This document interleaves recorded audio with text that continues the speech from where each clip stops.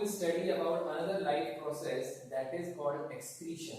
As we all know, the name of itself says excretion का मतलब वो process जिसमें waste product एक organism की body से बाहर जाता है. So here we read the process of removal of toxic waste. Toxic means poisonous waste which is not useful for our body, जो हमारी body के लिए useful नहीं है, जो कि harmful है. उस वेस्ट प्रोडक्ट का हमारी बॉडी से बाहर थ्रो आउट होना, उसको हम कहते हैं एक्सक्रीशन. अब एक्सक्रीशन हम यहाँ पे दो अलग अलग ऑर्गेनिजम्स में देखेंगे. First of all in plants, then in animals. Now we will think कि प्लांट में क्या एक्सक्रीशन होता है, प्लांट क्या है उसका वेस्ट प्रोडक्ट जो वो बाहर फेंकता है. तो वो हम यहाँ 3 पॉइंट्स में देखेंगे. सबसे पहला पॉइंट और पहली चीज जो हम जानते हैं, सबसे पहले हम एक समराइज कर लेते हैं कि प्लांट्स में कौन से प्रोसेसेस होते हैं. हमने अभी तक पढ़ा है कि प्लांट्स में दो प्रोसेस होते हैं, एक फोटोसिंथेसिस और एक रेस्पिरेशन. जो फोटोसिंथेसिस का प्रोसेस होता है उसमें से क्या है वेस्ट प्रोडक्ट जो प्लांट से बाहर जाता है. The main thing is oxygen जो प्लांट से बाहर जाती है in process of photosynthesis. Now in process of respiration, respiration की प्रोसेस में प्लांट से क्या बाहर जाता है, वो है कार्बन डाइऑक्साइड. इसका मतलब ये हुआ कि प्लांट में जो हमने अभी तक पढ़ा फोटोसिंथेसिस और रेस्पिरेशन, उन दोनों के वेस्ट प्रोडक्ट्स हैं carbon dioxide and oxygen.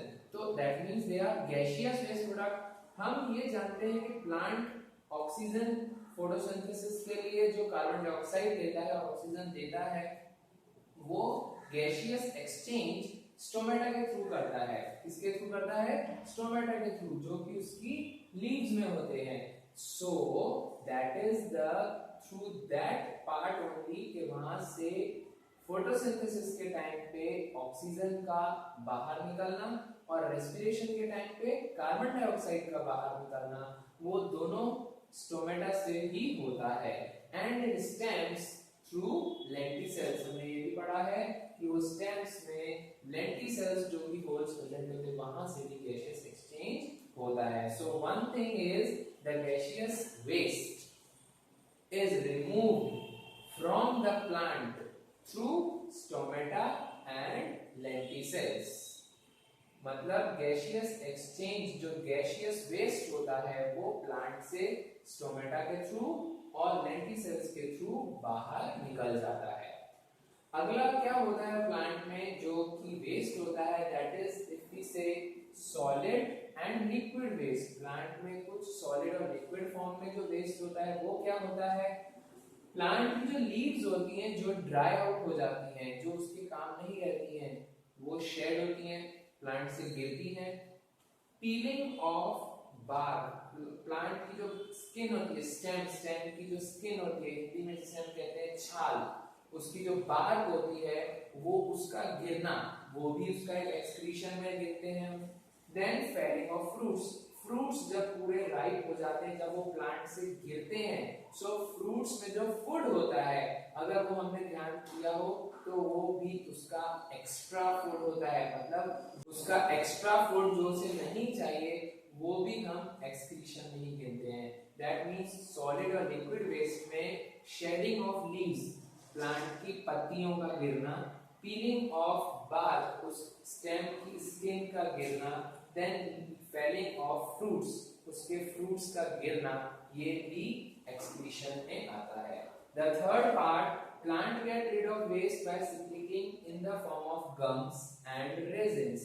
Plant में से जो, जैसे हमने रबर ट्री और दूसरे ट्रीज के बारे में पढ़ा है, जो लेटेक्स, उनमें से जो सेल सैप होता है, जो लिक्विड होता है, ट्रीज का लिक्विड जो कलेक्ट किया जाता है जिसमें से रबर बनती है, तो वो जो सिक्रीशंस होते हैं वो भी उनका एक्सक्रीटरी प्रोडक्ट होता है.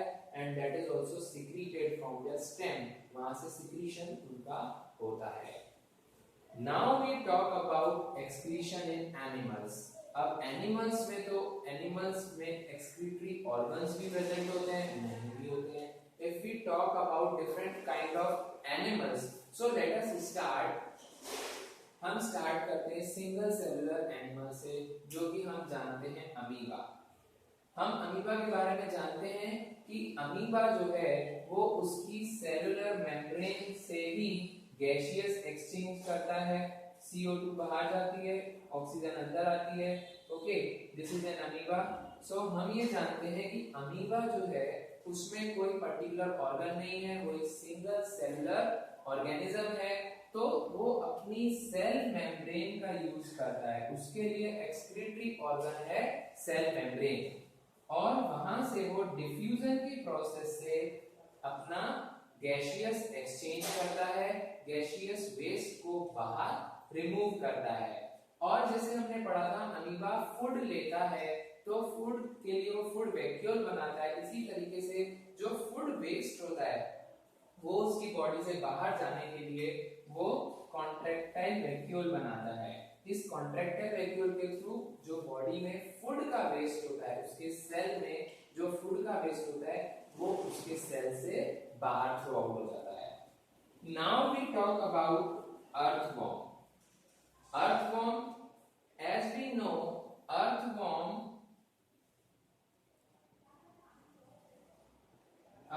has segments।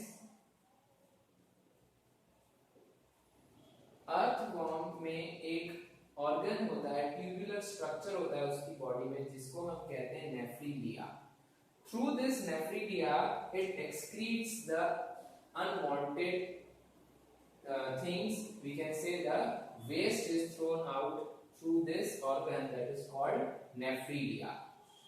Now we also know that earthworm जो है वो respiration करता है through its skin।